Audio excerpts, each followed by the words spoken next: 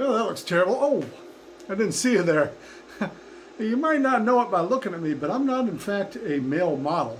I'm just a regular dude welding out in the garage with this Bocomal welding shirt. Look at that. Look at that, brother.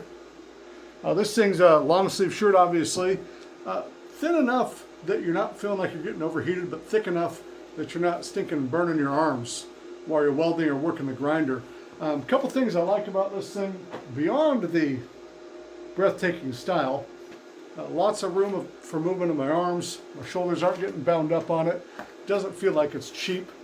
And something I really like here, if you're wearing your shirt untucked like some kind of hippie, it's pretty long, so when I'm bending over, I'm not getting pennies dropped down my butt crack.